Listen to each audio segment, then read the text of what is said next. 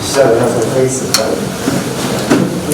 네, 우선 시작하기 전에요. 지금 요 AWS의 세션이 이 세션, 이 트랙 2도 있고 트랙 4도 있습니다.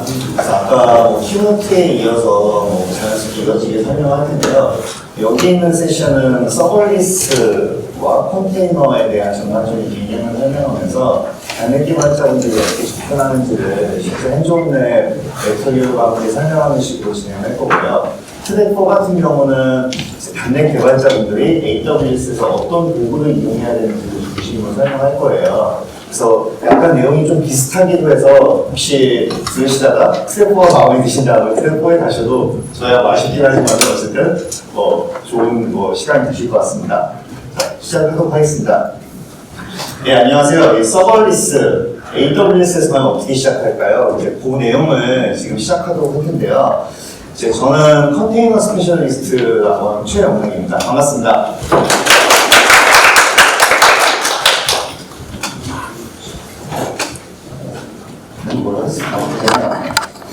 이번 세션에서 다루는 내용은요, 저 같은 경우는 서버리스로 공격하기 위한 샘플 앱을 여러분들께 공유드리는 부분을 메터리얼로 지금 핸즈온 앱으로 되어 있는 메터리얼을 가지고서 준비를 했고요.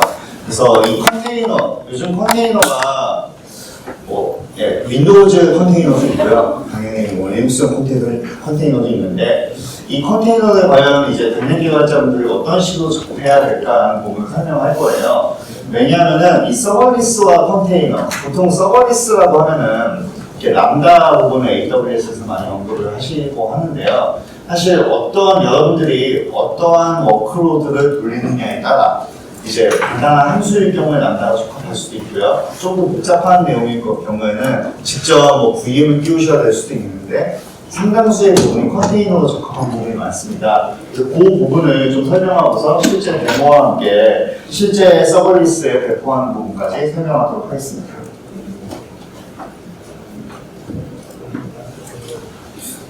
잘 안 되네요. 키보드 하겠습니다. 그리고 오늘 내용은요, 여기 URL을 보시면은 디지털 배치라고 있어요. 그래서 이 URL을 제가 클릭해서 가보면은 이 배치 및 교육이라고 해서 나오거든요.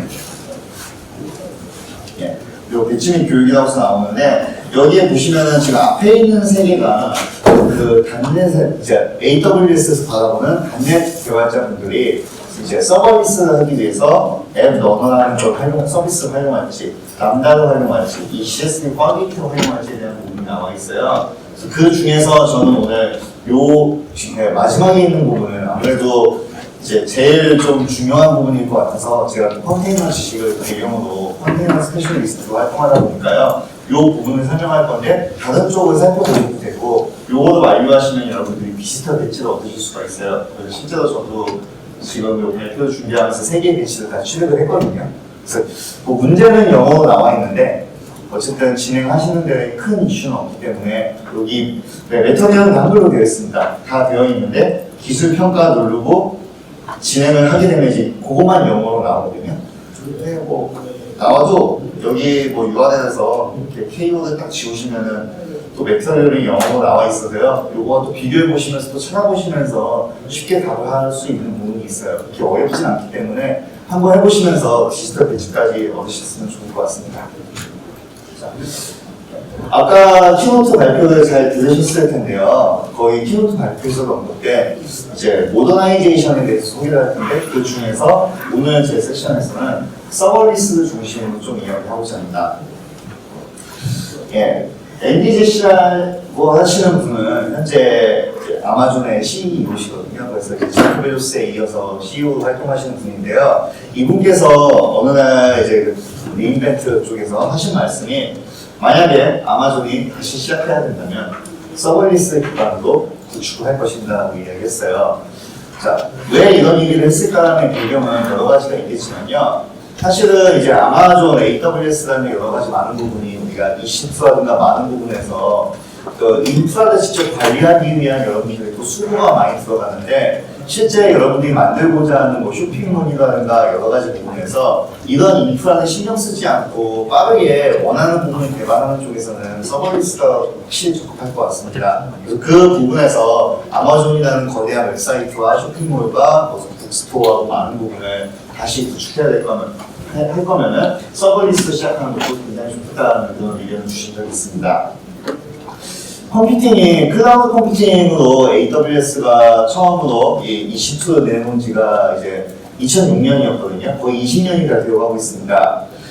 예전에는 그 전에는 뭐 메인프레임이건 아니면 뭐 이제 우리가 생각하는 뭐 블레이드 서버건 여러 가지 물리 서버가 있었는데 어느 날 가상머신이 등장해서 AWS가 2006년에 서비스를 시작하고요. 그 이후에도 전차적으로 특히 이 컨테이너 기술은 사실 2005년, 2006년에도 여러 가지 관련된 기술들이 있었는데요.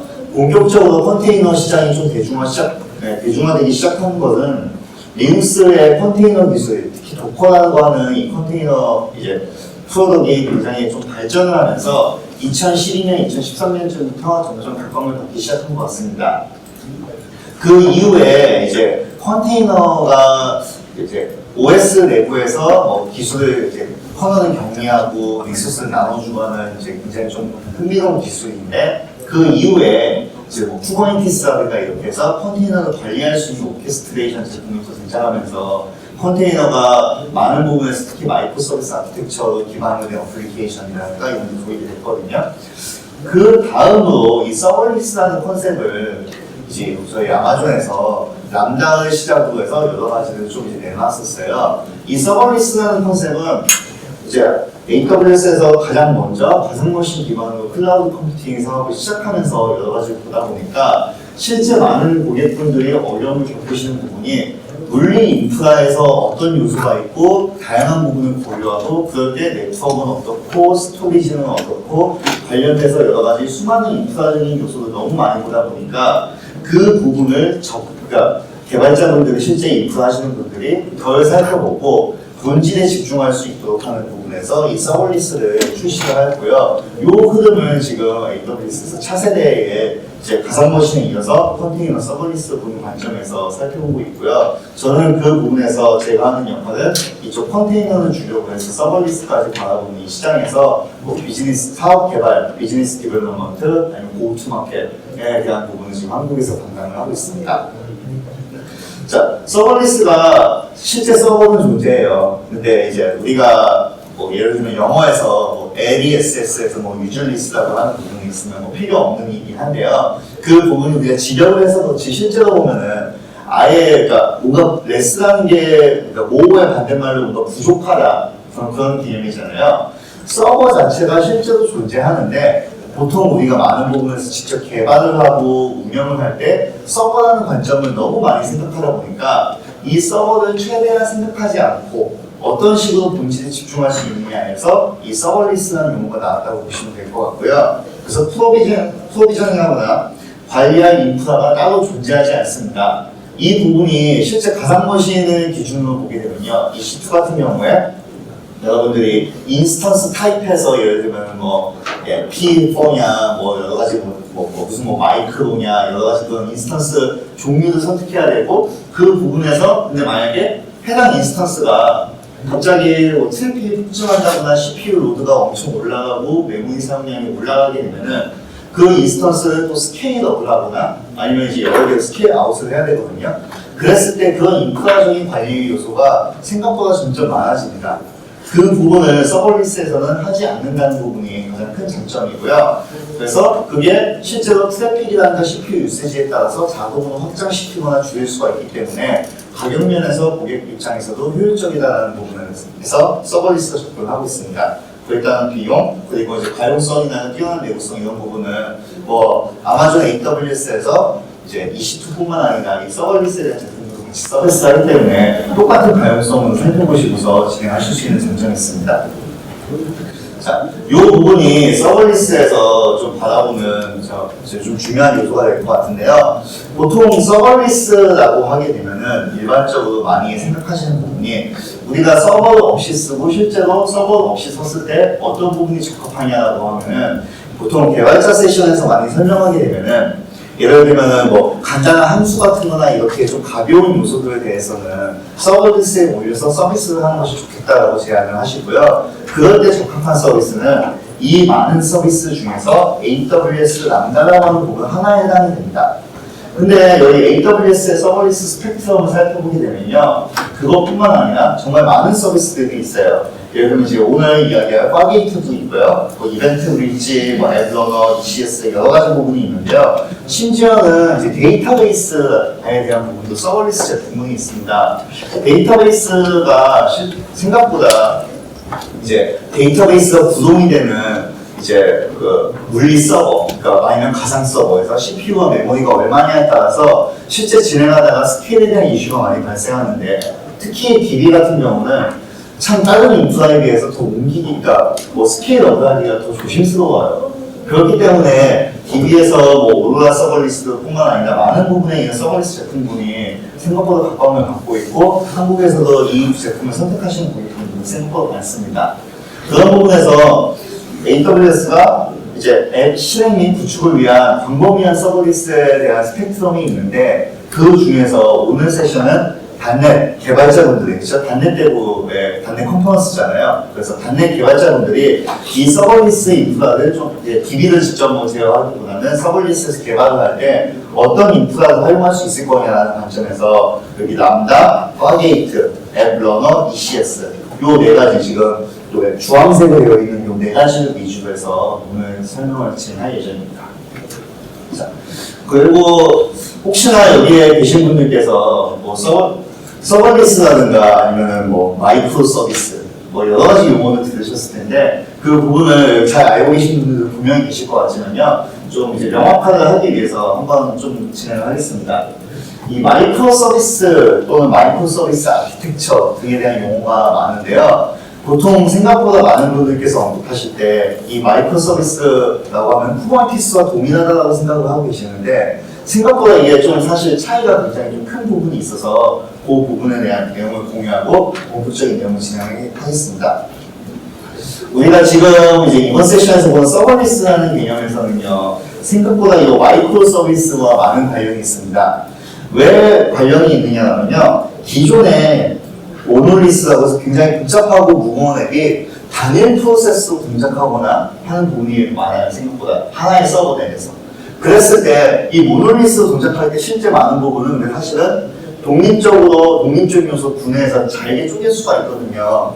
그래서 기존에 이제 모놀리스로 된 서비스를 잘게 쪼개서 마이크로 단위로 살펴보자고 하는 접근 방법이 이 마이크로 서비스에 대한 이제 접근 방식이고요. 이걸로 인해서 이제 성공했던 몇 가지의 이제 스케일업을 확장하면서 글로벌에서 성공한 모델이 몇 가지가 있는데요. 그 중에 하나가 뭐 넷플릭스, 아니면 뭐 페이스북, 이런 부분이 대표적으로 이 마이크로 서비스 아키텍처를 일찍 도입하면서 글로벌에 스케일하게 확장할 수 있었던 접근 전략이에요.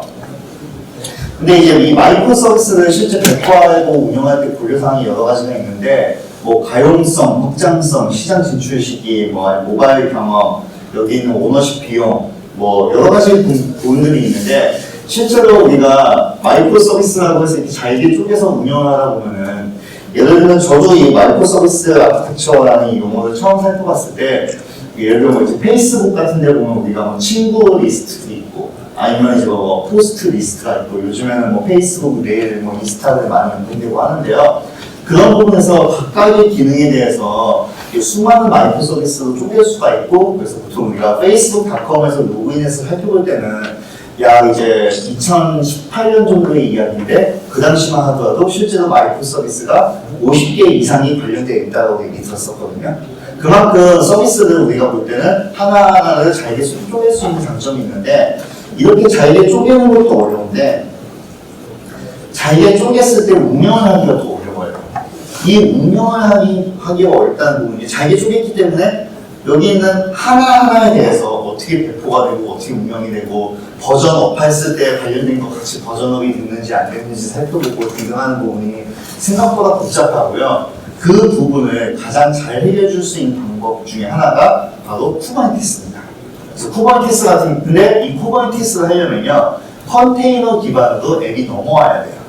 그 부분에서 쿠버네티스가 대표적인 마이크로 서비스 아키텍처에서 지금 이렇게 이야기하는 운영상의 어려움을 해결해 줄 수 있는 좋은 솔루션으로 나와 있는데 그런데 항상 모든 것이 그렇지는 않아요. 여기 있는 뭐 간단한 마이크로 서비스 아키텍처 예시로 해서 지금 공유해 드렸는데 여기 있는 예시에서는 뭐 쇼핑 UI에서 간단히 서비스 한 3개 정도 쪼갰어요. 근데 실제로 요거를 가지고 마이크로 서비스하고 얘기하기에는 비약이 좀 심할 수도 있고 여러분들께서 개념상 기존의 하나의 서비스를 좀 잘게 쪼개서 볼 수 있다는 부분이고요. 실제로는 뭐 아까 얘기했던 페이스북에 페이스북닷컴을 접속했는데 50개 이상의 마이크로 서비스 쪼개져 있다든지 그런 부분이 더 적합한 예시일 것 같은데 프로덕에 워낙 있다 보니까 그거를 개념상으로 보여드리기 쉽게 하기 위해서 이렇게 마이크로 서비스라는 예시로 들었다가 보시면 될 것 같고요.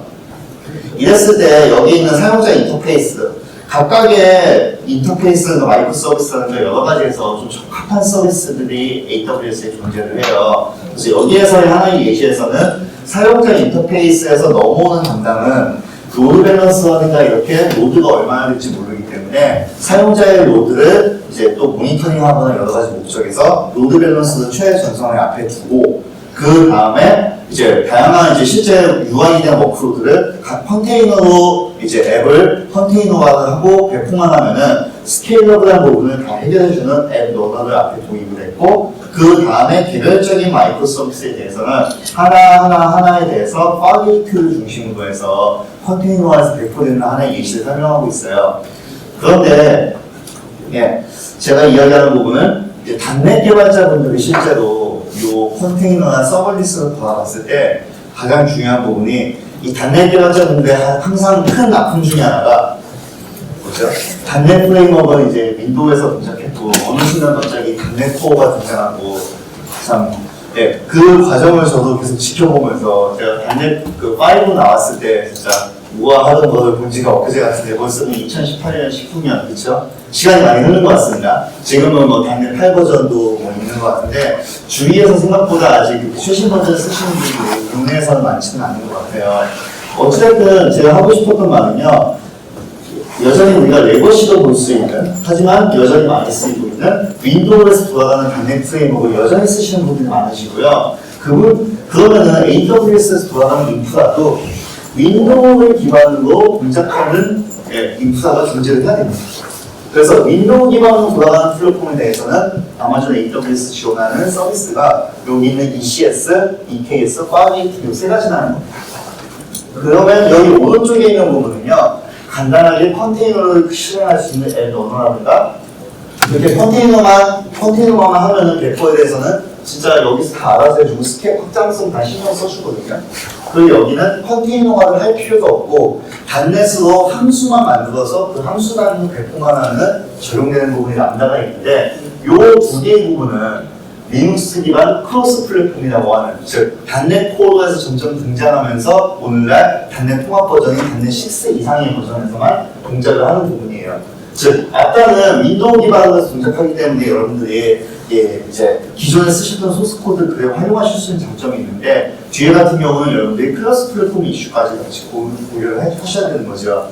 그래서 이렇게 인프라의 종속적인 부분이 있는 부분을 하나를 단넷 개발자분들은 꼭 참고하셔야 될 것 같고요. 거기서 저는 오늘 이 파게이트와 뭐 나머지 관련된 서비스를 살펴볼 겁니다. 그 두 번째는 과연 여러분들이 동작하는 앱 같은 경우는 얼마나 복잡한 마이크로 서비스 아키텍처를 따르고 있느냐는 부분을 한번 살펴보실 수가 있을 것 같아요.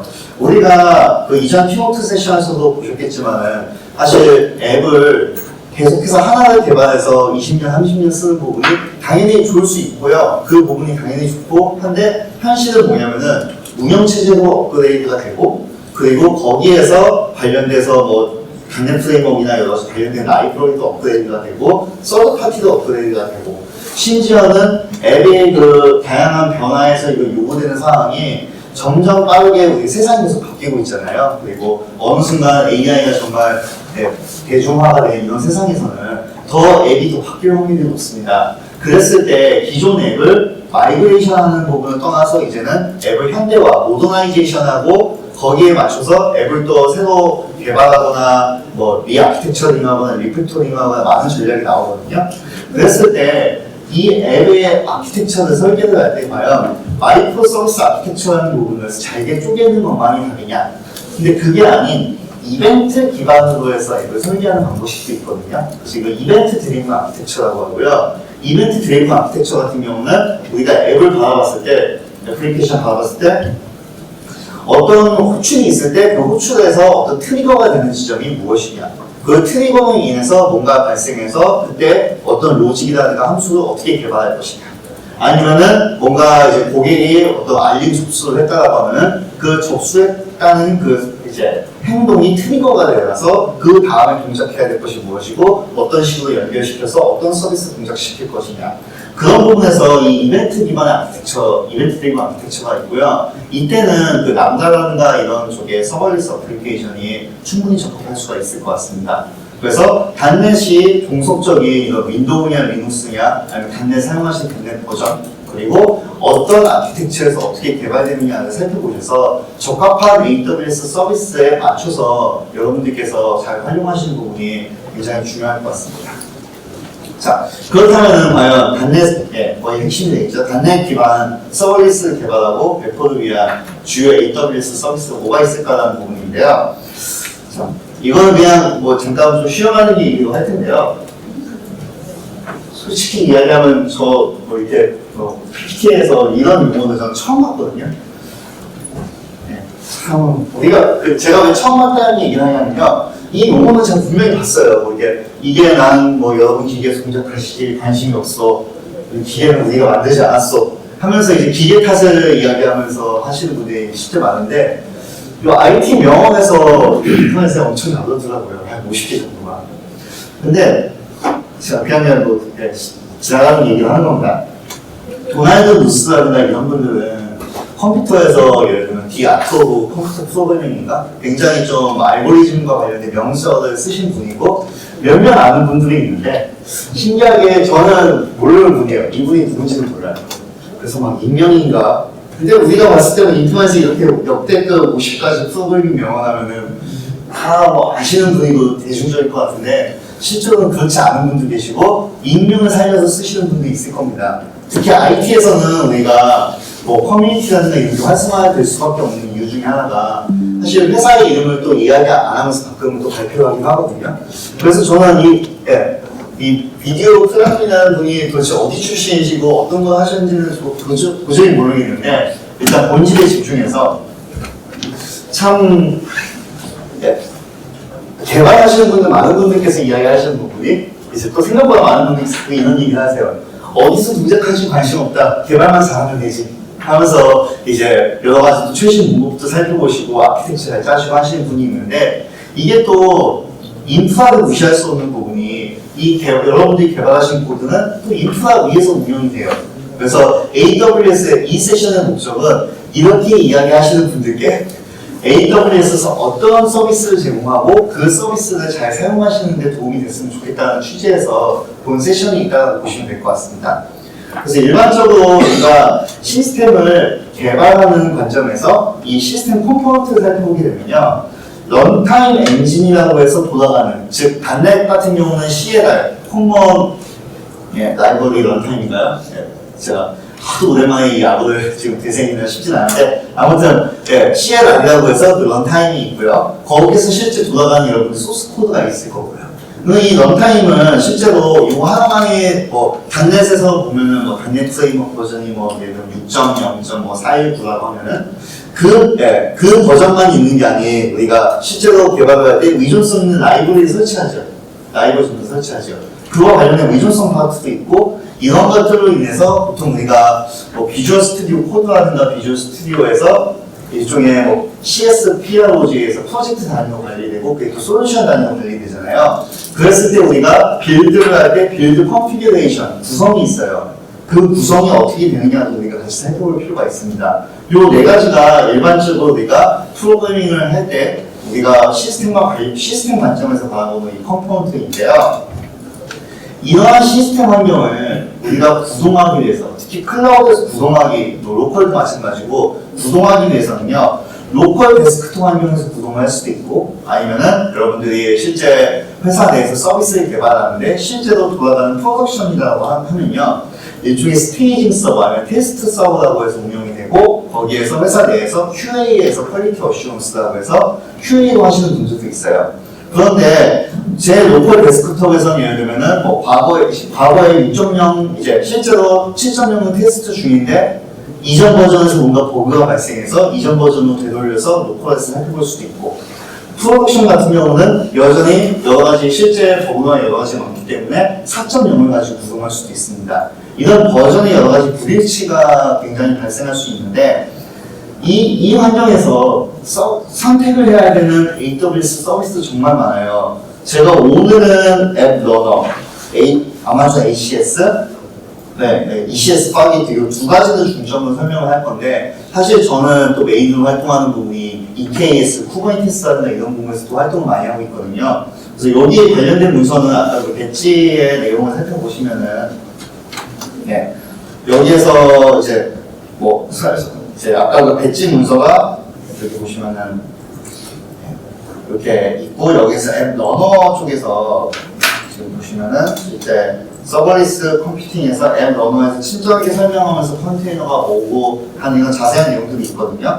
거기에서 여기 보시면은 어떤 부분의 어플리케이션 적절한지에 대한 비교가 이렇게 나와 있습니다. 그래서 이 장표를 가지고 와봤고요. 그리고 여기는 테이블 가지고 와봤고요. 정말 많은 부분의 서비스들이 있어요. 그래서 어떤 걸 선택할지 고민하시는 분들이 많은데, 이때 여러분들이 이제는 컨테이너는 정말 무시할 수 없는 부분이고 꼭 살펴봐야 될 부분이라고 생각하는 게요.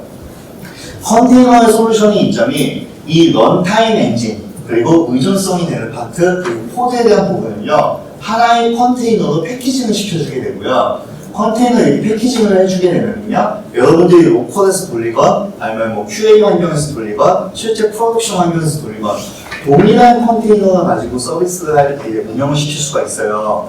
그 부분이 단넷을 할 때 실제로 여러분들이 개발을 하고 배포했을 때 라이브러리 버전이 하나가 일치가 안 돼서 다시 배포를 하는 그런 반복적인 부분을 굉장히 줄일 수가 있거든요. 그래서 이제 그 부분이 컨테이너 솔루션이 갖는 이점이고요.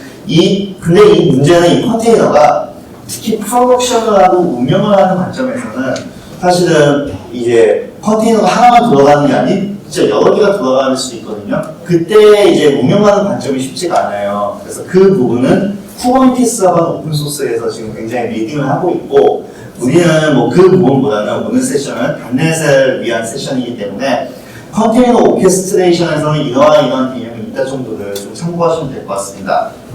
그래서 실제로 운영을 하기 위해서는요, 서비스가 하나가 아닌 여러 개가 존재할 수 있기 때문에 이때 리소스 그룹이라든가 관리, 그리고 IAM이라는 게 아이덴티티 액세스 매니지먼트라고 해서 여러분들이 권한을 이제 아마존 AWS 설정하는 부분이 있거든요.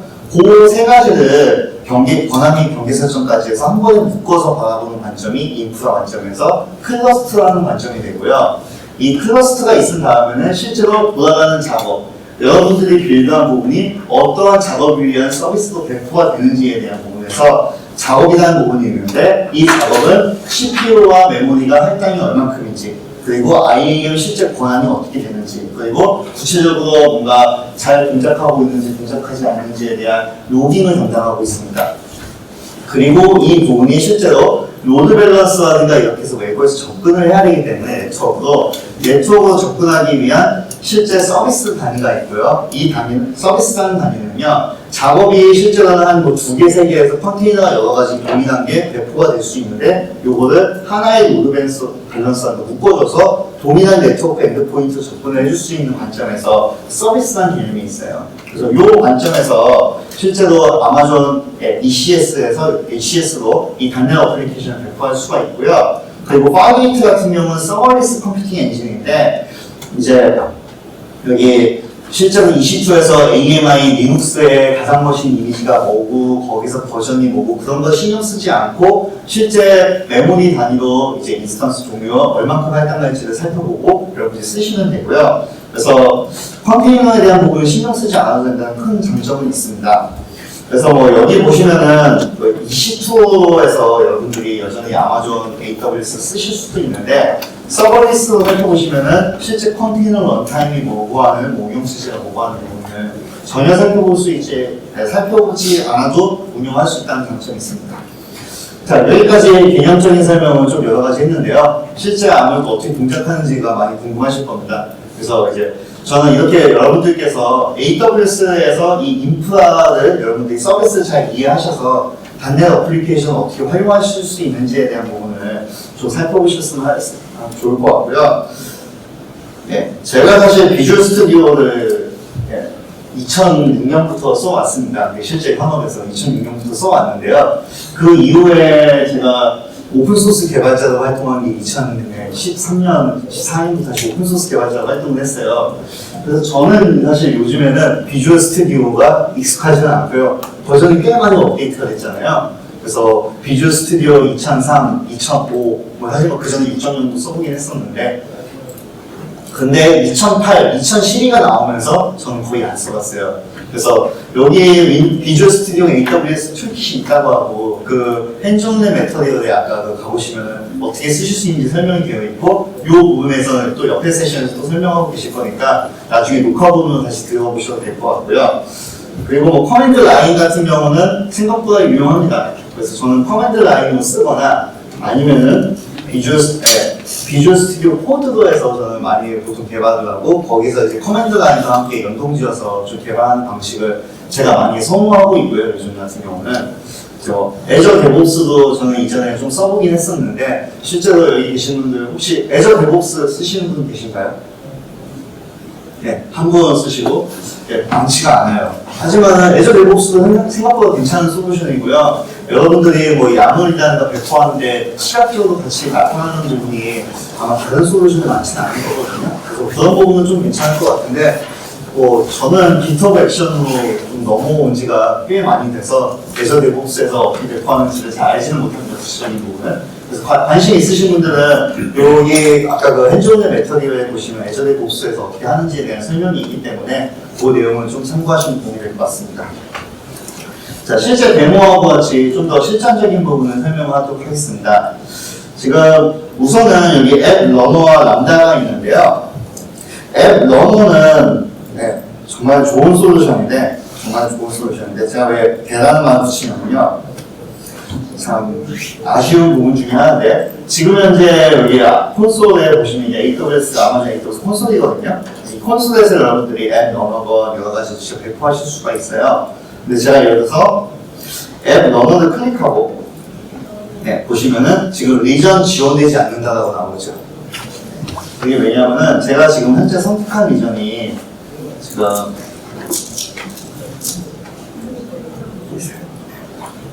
지금 서울 리전으로 되어 있거든요. 그래서 AP 노스 이스트 2로 되어 있습니다. 근데 아직 앱 러너가 서울 리전에서 지원을 하지 않아요. 그렇다 보니까 제가 앱 러너는 정말 좋은 솔루션인데 아마 쓰시려면 다른 리전을 선택하셔서 쓰셔야 되고요. 그래서 앱 러너를 선택하면은 제가 배포를 해놓은 게 지금 도쿄 쪽에 배포를 해놨거든요. 그래서 여기 보시면은 앱 러너가 하나가 실행 중이고 있습니다. 그래서 이 부분을 여기 있는 이제 실습에 있는 내용을 가지고 실행을 구동했고요. 여러분들이 이제 앞단에 있는 뭐 컨테이너의 서버 컴퓨팅 앱 러너 기초에 대한 부분을 간단하게 좀 살펴보시면은 뒤에 실습하시는 데 좀 도움이 되실 것 같습니다. 그래서 실제 하는 내용들이 그렇게 어렵다기보다는 뭐 계정이라는 게 있고 그리고 실습 환경이 요 다이나모 DB를 쓰고 있어요. 요거 쓰는 부분은요. 여기에서 제가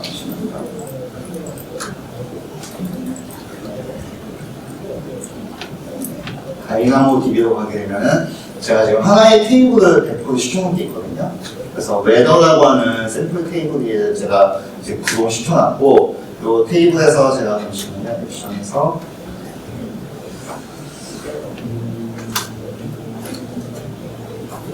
지금 현재 아이템이 있어서 아이템이 하나가 있거든요. 그래서 여기서 지금 제가 화면 확대해서 그런데 액션에서 예를 들면 뭐 크리에이트 아이템이라고 하면요, 로케이션이나 타임스탬프라든가 그런 부분을 뭐 JSON 형식으로 해서 이렇게 여러분들이 만드실 수가 있어요. 즉 일종의 NoSQL에 대한 데이터베이스거든요. NoSQL DB. 그래서 요 DB에 있는 내용을 이제 앱 러너에서 가져와서 보여주는 식으로 날씨에 대해서 위치가 어디고 뭐 미국의 뭐 달라스건 아니면 미네아폴리스건 거기는 전부 가족이 그냥 간단한 앱이 여기 이제 앱 러너의 실습으로 동작 이제 설명이 나와 있거든요.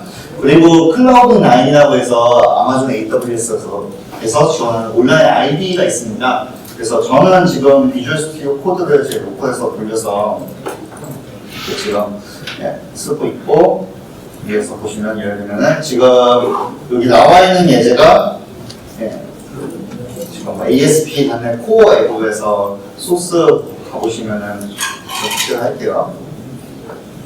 소스 보시면 뭐 여러 가지 뭐 엔티티 포인트도 있고 뭐 이런 여러 가지 내용들이 막 나와 있거든요. 그래서 정확한 이유군요. 여기는 이제 앱 러너를 가지고 진행을 했고 거기서 컨트롤러가 보고 했을 때 실제로 여기 다이나모 DB에 접속을 해서 날씨에 대한 정보를 가져오는 식으로 디자인 앱이 구현이 되어 있어요. 그래서 이 부분에 대한 부분은 저는 뭐 비주얼 스튜디오 코드를 직접 여기서 돌렸지만요. 이 아이디 자체를 AWS 클라우드 위에 직접 구동을 시킬 수도 있기 때문에요. 그 부분을 하셔도 됩니다. 그래서 뭐 앱 러너 같은 경우는 딴 거보다 그냥 여기 있는 대로 쭉 하시면 되고, 여기 지금 보시면은 이제 앞단에서 .NET U 해서 .NET U에서 이제 프로젝트를 만들어요. 프로젝트를 만들어서 쓰는 방법은 지금 .NET 6.0 프레임워크 6.0 써서 하는 거고요. .NET 6.0 쓰고 거기에서 여러분들이 실제 구동을 하시려면은 .NET AWS 디플로이라는 거 요거 그냥 설치만 하시면 되거든요. 요거 다 오픈소스 기트허브에 공개가 되어 있고 요거 가지고서 그냥 설치하시면은 배포가 그냥 오른쪽과 같이 명령으로 더 배포를 시킬 수가 있어요. 그래서 이제 .NET AWS 디플로이라는 명령이고, 지금 저야 여기서 지금 러너에 있기 때문에 .NET AWS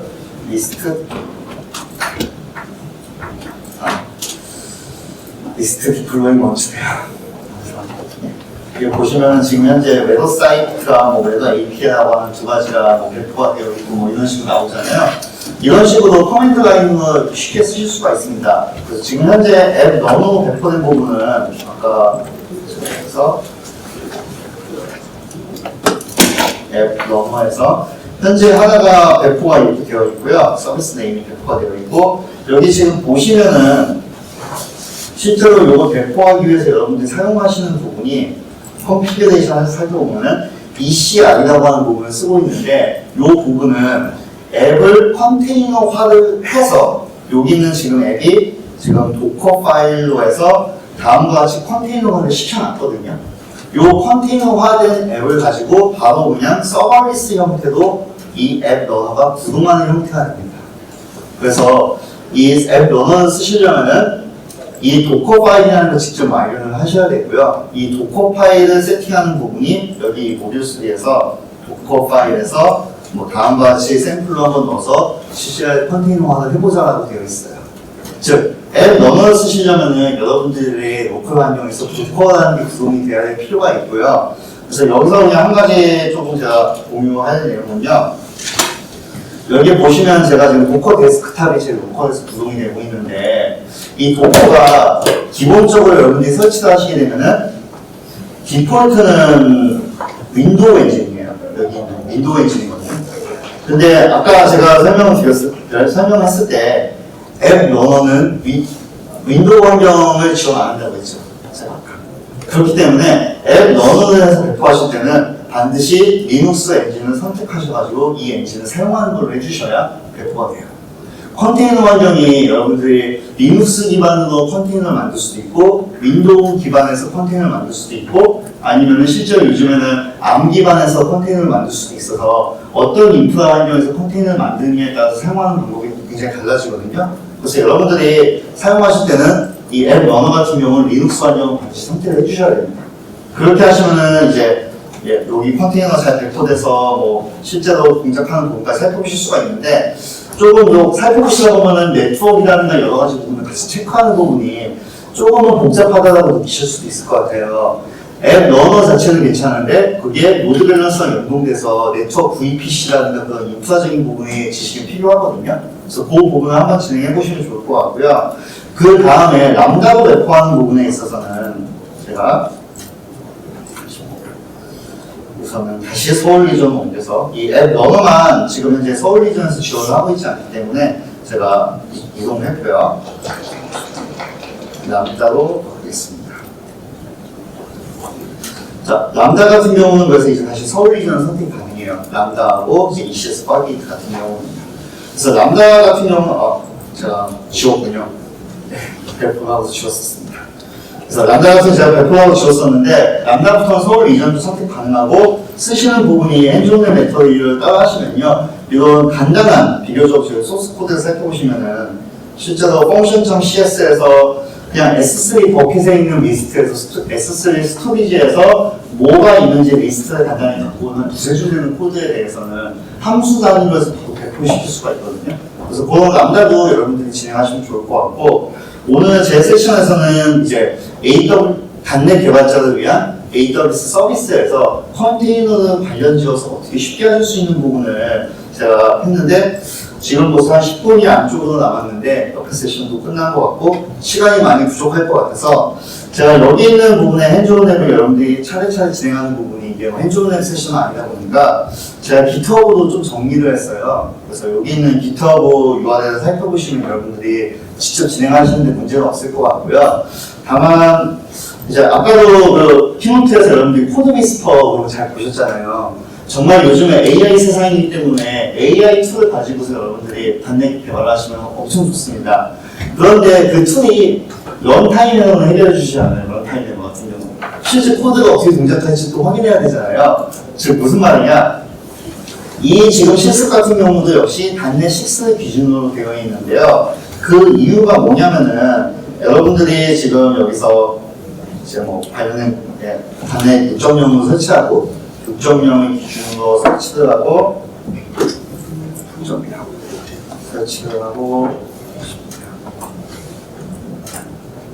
설치하고 그 다음에 도커 데스크톱이라든가 뭐 다이나모DB 이렇게 데이터 똑같이 구성하고 하는 부분 똑같거든요.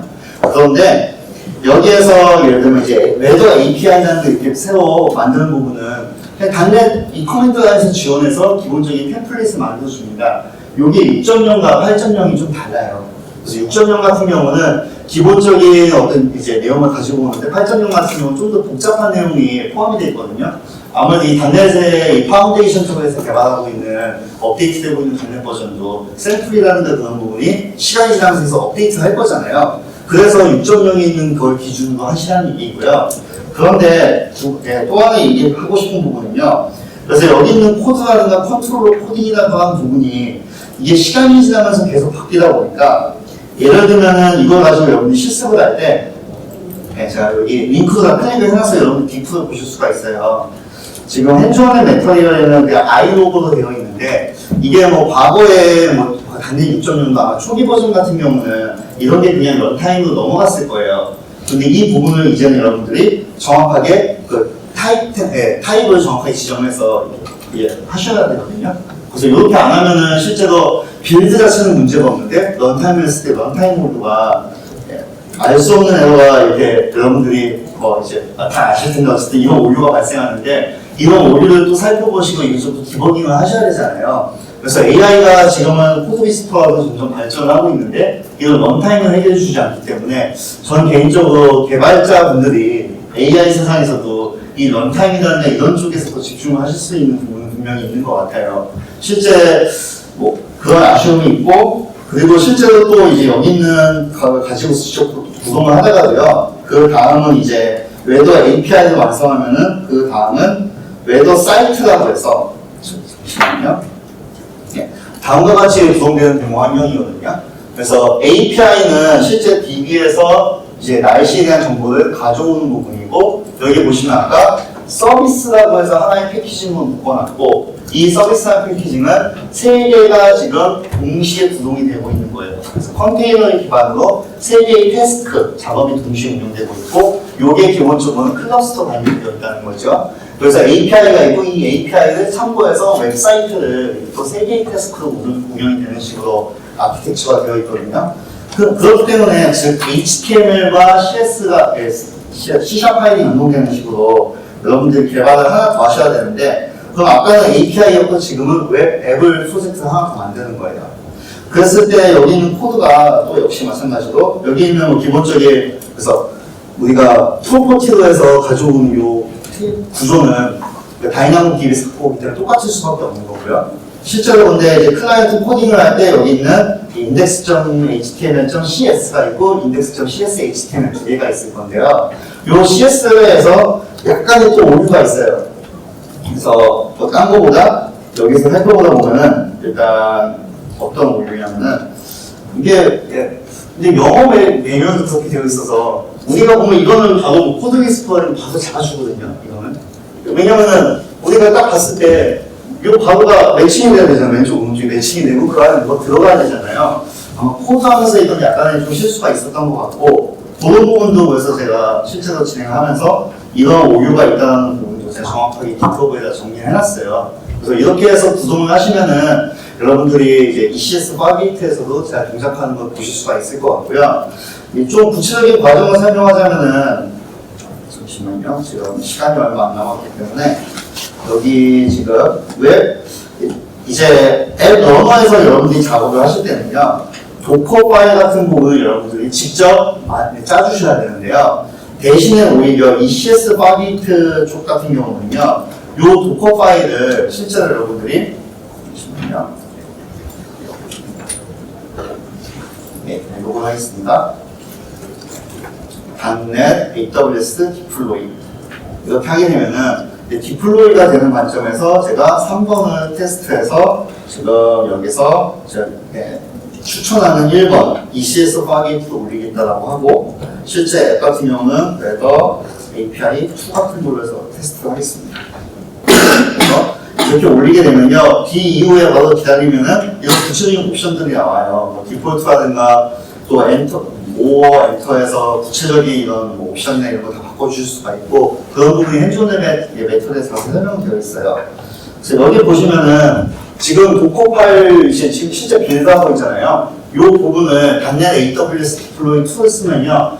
.NET 앱을 자동으로 컨테이너화 도커 파일까지 만들어주고 이거를 기반으로 배포까지 다 직접 해주게 돼서요. 생각보다 이 아마존 AWS 환경에서 ECS하고 파게이트 쓰시는 환경이 생각보다 편하신 거예요.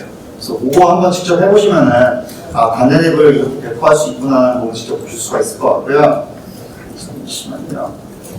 그래서 엘라스틱 컨테이너 서비스에 현재 배포된 걸 보게 되면은 거기 아까 제가 설명을 했던 뭐 API나 사이트론 간에 실제로 클러스터라는 단위로 해서 실제 배포가 되어 있고 이 클러스터 내에서는 지금 현재 동작하는 태스크가 지금 2개가 러닝되어 있어요. 2개의 태스크가 동작하고 있고 그게 실제로 웨더 사이트 서비스라는 단위로 해서 배포가 이루어져 있어요.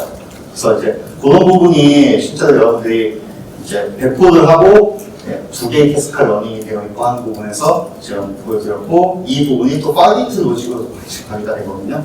아마 원래는 제가 그래서 배포까지 하고 이거 직접 다 보여드리고 하려고 했는데 일단 한 번 더 확인해보고 실제 배포가 되어 있으면은 한 번 더 보도록 하겠습니다.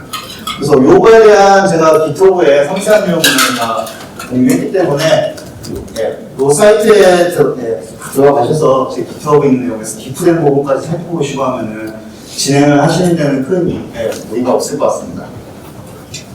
자, 시간이 얼추 다 됐기 때문에 정리하고 마무리를 하겠습니다. 그래서 이번 시간은 제가 서버리스, 여러분들이 AWS를 잘 활용해서 서버리스 어플리케이션을, .NET 서버리스 어플리케이션을 어떻게 빌드하고 배포하고 관리하고 활용하는지에 대한 부분에서 모더나이제이션을 소개하고 마이크로 서비스와 컨테이너, 쿠버네티스 서비스는 다르다라고 하는 부분에서 이벤트 드리븐 아키텍처 같이 설명을 드렸습니다.